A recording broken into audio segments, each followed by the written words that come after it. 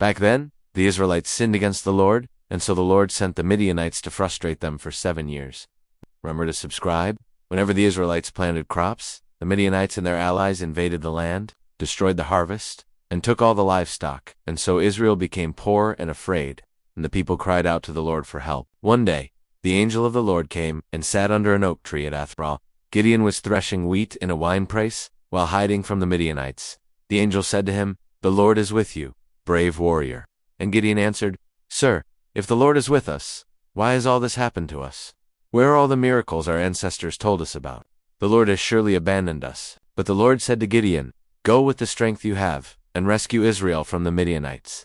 I am the one sending you." Gideon replied, "How can I rescue Israel? Whereas my clan is the weakest in Manasseh, and I am the least important in my family."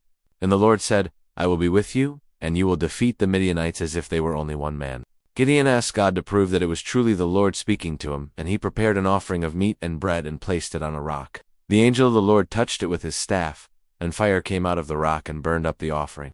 Then the angel disappeared. Later, Gideon asked for confirmation again before going to battle. He placed a fleece of wool on the ground and asked that only the fleece be wet with dew, while the ground stayed dry, and God did it.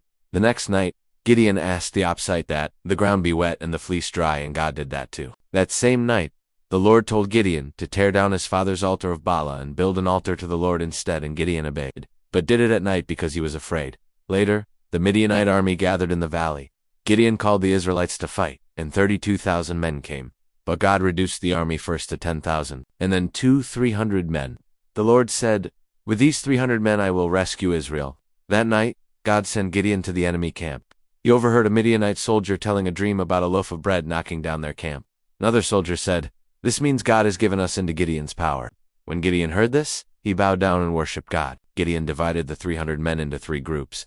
Each man carried a trumpet, a clay jar, and a torch hidden inside the jar. At Gideon's signal, they blew their trumpets, smashed the jars, held up the torches, and shouted, "For the Lord and for Gideon."